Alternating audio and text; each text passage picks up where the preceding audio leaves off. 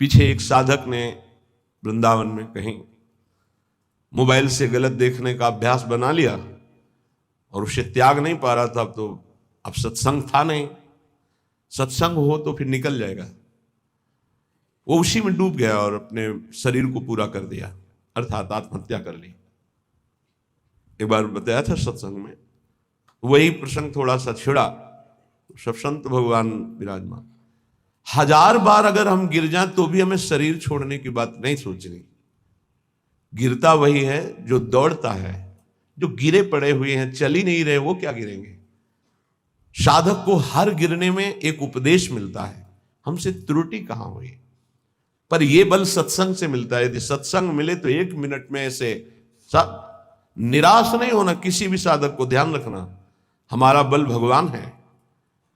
कोई हमें त्रुटि है, कोई अभिमान है, कीन हो इसका बहु अभिमाना, सुख हो वंचा कृपा निधाना, बहुत ये गूढ़ बात है। साधक में कहीं ना कहीं थोड़ा जितेंद्रियता का, साधुता का, दिव्यता का अभिमान हो जाता है। उसका नाश करने के लिए उसको घुटने टेकने पड़ते हैं माया के आगे।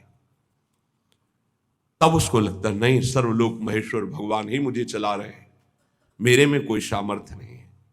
कभी ऐसी किसी के साथ घटना घट जाए तो आपको प्रायश्चित होगा, क्योंकि भक्त हैं, आपका हृदय जलेगा, दंड मिलेगा, निंदा होगी, अपमान होगा, लेकिन आपको निराश नहीं होना। आपकी परम पदवी को कोई भी बाधा नहीं पहुंचा सकता। ये ध्यान रखना, हमारे शब्द याद रखना। कभी कदम पीछे मत चलाना, आगे ही बढ़ाना। ये संसार नहीं जानता। तभी हम कहते हैं कि संतों के पास बैठकर जो सुना जाता है उनके अनुभव सुने जाते हैं। शास्त्रों में तो सब लिखा ही है, लेकिन जो शास्त्रों में लिखा है उसका उन्होंने साक्षात्कार किया है, फिर अनुभव करके बोल रहे। तो इस बात को समझे, 1000 बार त्रुटि हो जाए, गलती हो जाए, हम ये नहीं कहते गलती करो, लेकिन 1000 बार गलती हो जाए तो भी हमें प्रभु का मार्ग नहीं छोड़ना और अपने शरीर को किसी भी तरह से बाहरी दंड नहीं देना, आंतरिक दंड देना है। उपवास के द्वारा, कम आहार के द्वारा, परिक्रमा, नाना प्रकार की तपस्या का अनुष्ठान करके भस्म कर दो अपनी वासना को और प्रभु को प्राप्त करो। शरीर छोड़ने से आत्महत्या करने वाले की वो दुर्गति होती, भूत बनता है कोई भी हो, चाहे साधु वेश में चाहे गृहस्थ में हो। पक्का समझना, आत्महत्या करने वाले को भूत योनि की प्राप्ति होती है और बड़ी दुर्गति होती है उसकी। एक बूंद पानी पीने को नहीं मिलता। पानी की प्यास की कीमत वही जानते हैं जिनको प्यास होने पर पानी नहीं मिलता।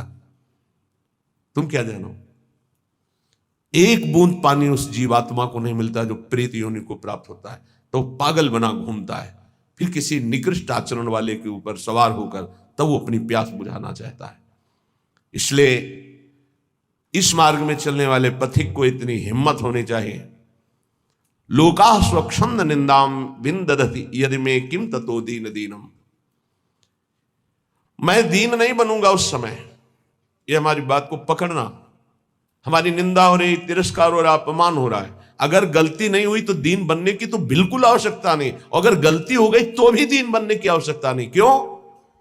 क्योंकि कुश्ती लड़ने वाला ही हारता है, देखने वाले तो केवल तालियां बजाते हैं। सदैव विजयी नहीं रहता, कभी कभी दांव चूक जाता है, दोबिया पछाड़ में गिरता है। ऐसे ही हमारा युद्ध हो रहा है काम से, क्रोध से, लोभ से, मोह से, मद से, मत्सर से। ये क्या जाने, संसारी क्या जाने। मानो 30 वर्ष लड़ते हुए उसे व्यतीत हो गए, कभी घुटने नहीं टेका, लेकिन अगले मिनट में चूक हो गई और घुटने टेक दिया। अब संसार उसकी पराजय की निंदा करेगा, लेकिन हम उस उपासक को सपोर्ट करते हुए हृदय से कहते हैं, कभी नहीं घुटने टेका, फिर खड़े हो और दौड़ प्रभु की तरफ, देख तो संसार पर विजय प्राप्त कर ही लेगा। नामे भक्ता प्रणश्यति। ये जरूरी नहीं है कि हम अपने शरीर को त्याग दें, क्योंकि ऐसी गलत, ऐसे प्राय जिनको सत्संग नहीं मिलता ऐसा कर देते हैं। निष्ठावान त्रिभुवन पर विजय प्राप्त करता है। लोका स्वच्छंद निंदाम विंदधति। चाहे कोई कितनी निंदा करे, तुम्हें फर्क नहीं पड़ना है, और फर्क पड़ जाता है तब जब सत्संग नहीं मिलता। यह हम आपको सत्य कहते हैं। सत्संग में बड़ी सामर्थ्य है। संतों के वचन अमोघ अमृत होते हैं। सत्संग ही बचाता है, संत वाणी ही उठाती है हमको। नहीं तो कभी कभी ऐसी दशाएं जीवन में होती हैं कि साधक निराश हो जाता है।